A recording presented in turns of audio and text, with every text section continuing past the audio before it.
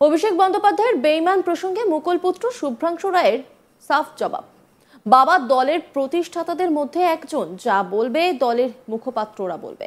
এইভাবেই মুকুল রায়কে নিয়ে অভিষেক বন্দ্যোপাধ্যায়ের বেইমান উক্তি নিয়ে নীরব প্রতিবাদ মুকুল পুত্র শুভ্রাংশু রায়ের। শুভ্রাংশুর সাফ জবাব, দল যখন তৈরি হয়েছিল তখন বাবা তাদের মধ্যেই একজন ছিলেন। যে কথা অভিষেক বন্দ্যোপাধ্যায় বলেছেন তার জবাব দেবার জন্য দলের মুখপাত্ররা রয়েছেন। এটা অভিষেক বন্দ্যোপাধ্যায় আর বাবার বিষয়, দলের কথা বাইরে বলা যাবে না বললেন শুভ্রাংশু রায়। তিনি ঠিক কি বলেছেন শোনাব আপনাদের।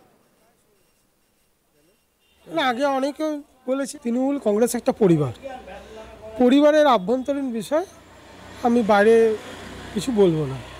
2 নম্বর কথা হচ্ছে, অভিষেক বাবাকে যথেষ্ট সম্মান করে, তা তার আর বাবার বিষয়, সে বিষয়ে আমি ঢুকবো না।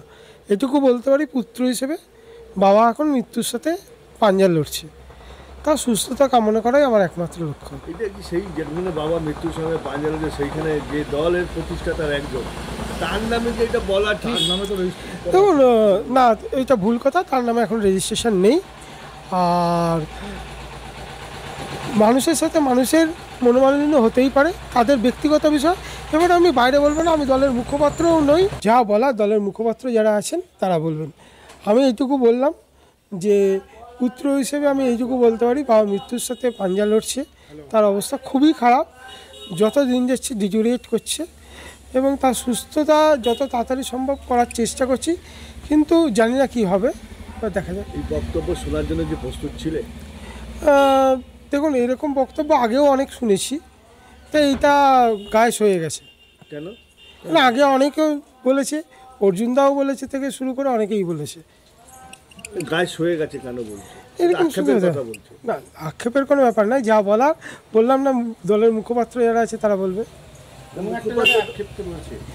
দেখুন, রক্ত মাংস দিয়ে তৈরি মানুষ, তার লোভ, লালসা, ভালোবাসা সব কিছুই থাকবে।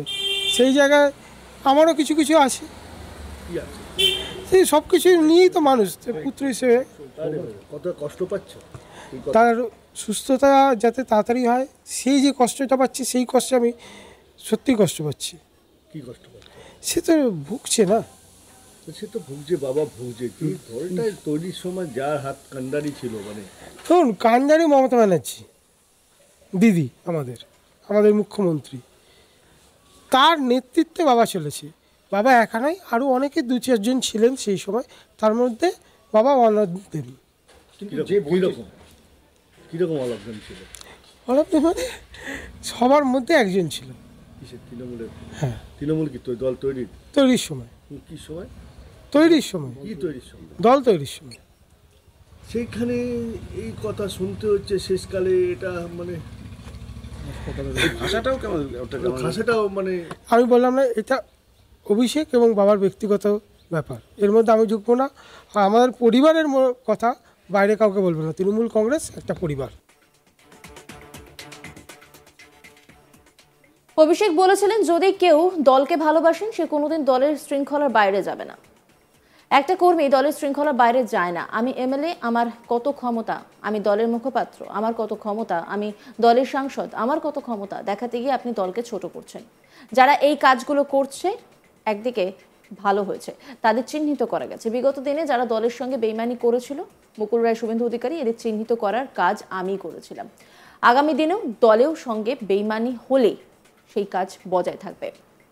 এদের ল্যাজে গোবরে করে প্যাকেট করে বাংলা ছাড়া করার দায়িত্বটা আমি আমার কাঁধে তুলে নিলাম।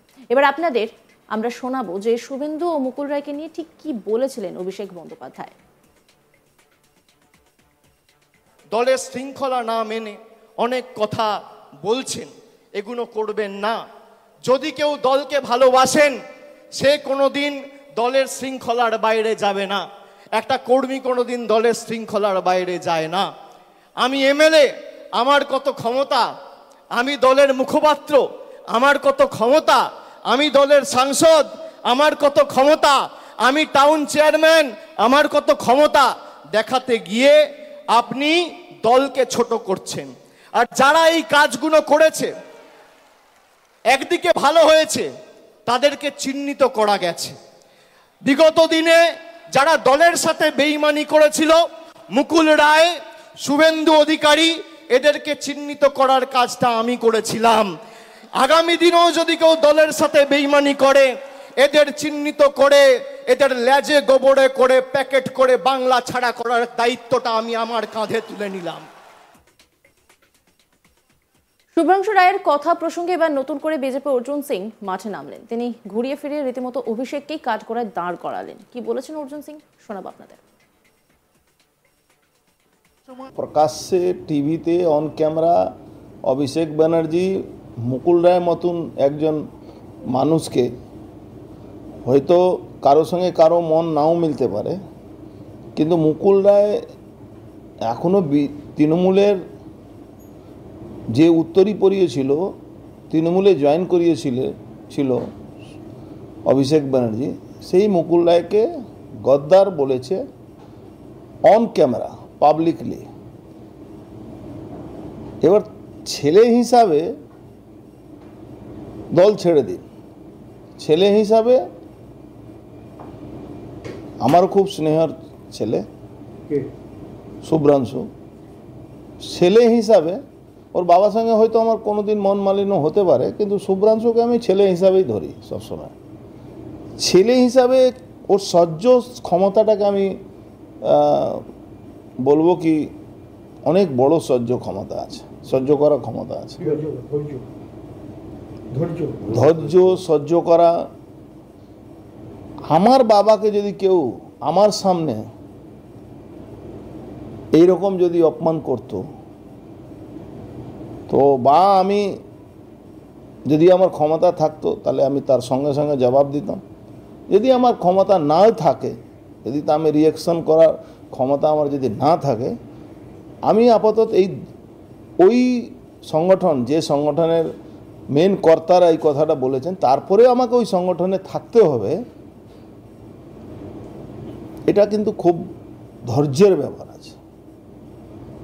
আমি জানি না সে তার মনে কি আছে না আছে, ইমিডিয়েট আমাদের একদম ঘরের সম্পর্ক ওর সঙ্গে আমার আছে।